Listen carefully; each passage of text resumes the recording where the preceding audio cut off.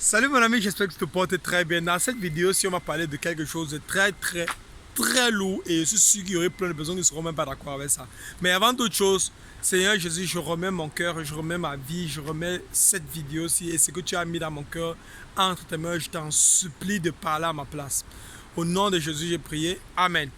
On va parler du péché et les fruits du péché. Et aussi, on va parler de les bons caractères, l'esprit et les fruits de l'esprit. Les fruits de l'esprit. Dans la Bible, on a ça. Je vais mettre le passage dans le truc en bas, dans la description, où on a les fruits de l'esprit. La Bible nous parle des fruits de l'esprit qui sont la joie, la bonté, l'amour, la paix, le fait que on soit toujours en train de faire du bien aux autres personnes, aimer vos ennemis comme vous-même. On a plein. On a pratiquement 6 ou 5 différentes choses que la Bible parle des fruits, les fruits de l'esprit. Qui sont des choses, les fruits de l'esprit, c'est quoi?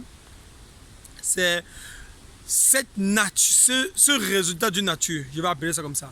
Donc on a deux choses que je vais faire allusion à, la nature et les conséquences de cette nature. Je prends un exemple, je bagarre avec quelqu'un et dans la bagarre, on casse la main, peut-être ma main ou bien la main de la personne.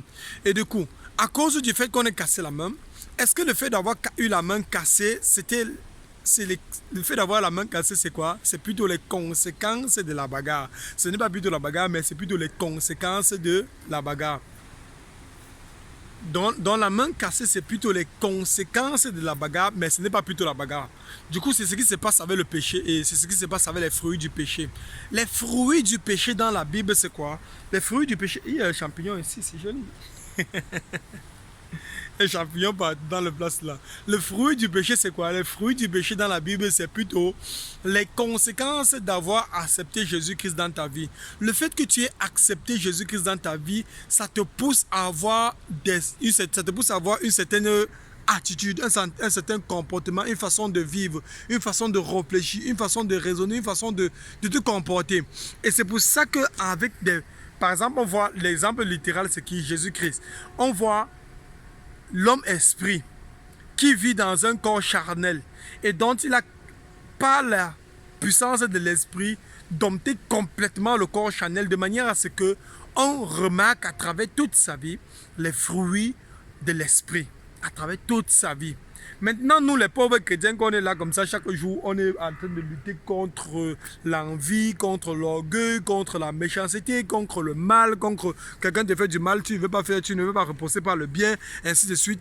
On est encore en train de lutter à cause de ce corps-ci. Pendant une période de temps, la Bible dit bien que c'est pendant une période de temps qu'on va lutter des conséquences du péché. Si ensuite va venir le corps que le Seigneur va remplacer notre corps mortel, si il va nous donner un autre corps qui serait complètement incorruptible. Mais là, ça va se passer seulement à la résurrection. Du coup, on est obligé de continuer à vivre dans ce corps-ci là jusqu'à ce que le Seigneur prenne notre vie sur la terre, si l'enlèvement vient avoir lieu et la fin du monde se passe. Maintenant, on a quoi? Les fruits de l'esprit, on vient de bien comprendre comment est-ce que Jésus-Christ, dans les fruits de l'esprit, il vivait par l'esprit et totalement toutes ses actions étaient portées vers ce qui plaît à Dieu. Toutes les actions, je répète, toutes les actions que Jésus-Christ portait chaque jour de sa vie plaisaient à Dieu et plaisaient à son Père. Et du coup, à la fin de la journée, qu'est-ce qu'on a? Nous maintenant, ça c'était quoi? Ce qu'il faisait chaque jour de sa vie, c'était les fruits de ce qu'il était déjà, de l'esprit. Maintenant, on a quoi? On a un autre truc qui s'appelle le péché maintenant aussi. Et le péché est aussi, donc on a dit, pour les chrétiens, on va dire ça comme ça, hein, disons que je mets ça comme ça pour que ça soit un peu plus facile. Pour les chrétiens, on a quoi? Le péché, on a... pour Jésus-Christ, on a quoi? L'esprit. Et cet esprit-là fait en sorte qu'on voit les fruits de l'esprit chaque jour qui sont les bonnes actions qu'il posait, qui plaisaient complètement à Dieu.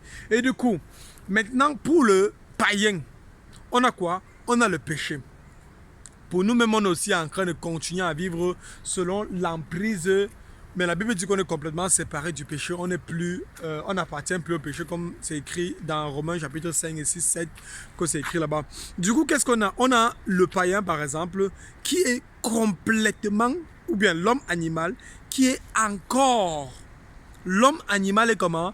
il est encore je vais pas utiliser le mot possédé parce que le mot possédé est même petit pour ça, mais l'homme animal a pour esprit le péché, a pour nature le péché, a pour désir le péché. L'homme animal, selon ce qui est décrit dans Romains chapitre 3, verset 10, jusqu'à la fin du jusqu'à la fin du chapitre, tout le chapitre 3 représente comment est-ce que l'homme animal est complètement décrit dans ce chapitre 3 comme un démon. Et ce démon qu'on est en train de réaliser, qu'est-ce qu'il a? Il a complètement pour nature le péché. Et la nature de l'homme animal lui fait faire des actions qui sont le fruit de sa nature. Et quels sont les fruits de la nature de l'homme animal? La bagarre, la lutte, la haine, la violence, l'immoralité sexuelle et tout ça, et tout ça, et tout ça. Donc on a complètement une énorme quantité de choses que l'homme animal pose, qui sont plutôt une conséquence du péché. Ça veut dire que le péché que quelqu'un, par exemple, la bagarre, ce n'est plus un péché. Ça veut dire que la bagarre, ce n'est pas un péché, mais c'est le fruit du péché. Le mensonge, ce n'est pas un péché, c'est le fruit du péché. L'idolâtrie, ce n'est pas un péché, c'est le fruit du péché. Si on comprend bien maintenant, on a donc aucun païen ne peut être séparé du péché tant qu'il est vivant. Aucun païen ne peut complètement pas se séparer du péché tant qu'il est vivant. Tant qu'il est vivant. Et même s'il meurt, il faut qu'il ressuscite en étant une nouvelle personne. Et c'est ce qui s'est passé à la croix avec Jésus-Christ, à sa résurrection. Quand Jésus-Christ est mort, et pourquoi est-ce qu'il faut absolument la mort? Parce qu'il faudrait complètement se déchaîner de cette nature-là et y appartenir à un autre dans la résurrection. Et c'est ce qui s'est passé quand Jésus-Christ est mort. C'est pour ça que quand je disais dans l'autre vidéo, si vous avez écouté, il fallait absolument que Jésus-Christ ressuscite d'entre les morts. Parce que s'il ne ressuscitait pas, on calait dans l'ancienne nature, on appartenait toujours au péché. Et du coup, quand il est ressuscité, on appartient plus au péché, on appartient maintenant à la nouvelle personne qui est le Saint-Esprit. On appartient maintenant à Jésus, à Dieu lui-même. À Dieu le Père maintenant. Donc du coup les amis, est-ce que les gens vont partir encore en enfer à cause de quoi? C'est même plus à cause de quelque chose, c'est parce qu'ils appartiennent complètement encore à une autre personne. Quelqu'un va aller en enfer ici dehors, tout simplement parce qu'il appartient à qui? Parce qu'il appartient au péché.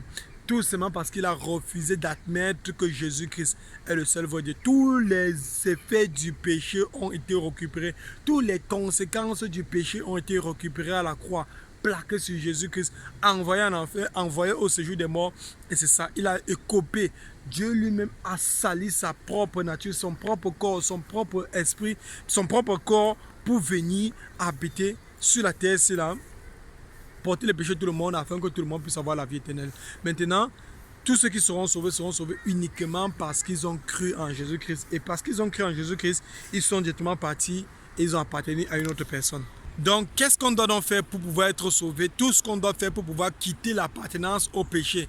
Ça veut dire que chaque fois que tu es vivant, aussi longtemps que tu es vivant et que tu n'as pas encore admis Jésus-Christ dans ta vie comme ton Seigneur Sauveur, tu es complètement coincé dans le péché. Tu es complètement coincé dans cette ancienne nature-là qui te coince pour de bon. Tu ne peux pas sortir de là toi seul. C'est pour ça que tu vas voir quelqu'un qui est encore dans la fornication, mais qui n'a pas donné sa vie à Jésus-Christ, qui est en train de prier, il va dire qu'il fait toutes les qualités de prière, mais il n'a pas accepté Jésus-Christ. Du coup, il va faire toutes les prières, toutes les qualités de trucs, mais il ne peut pas sortir du péché-là. Il va caler dedans.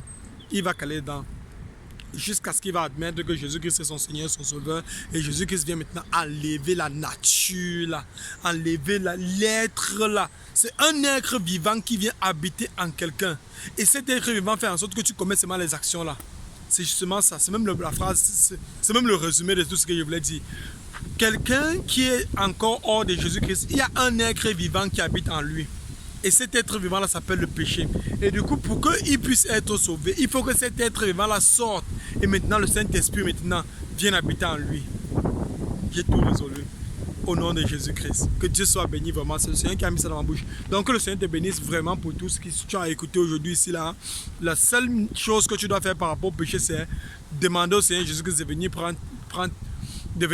venir prendre cette nature-là en toi et te donner la nouvelle nature. Et c'est écrit dans Ézéchiel chapitre 36 que Jésus-Christ, que ceux qui vont appartenir à Jésus-Christ, il va enlever l'esprit qui était en eux et il va leur donner un nouvel esprit. Et que Dieu vienne prendre full contrôle de ta vie. Donne ta vie à Jésus-Christ, que Jésus-Christ te bénisse abondamment.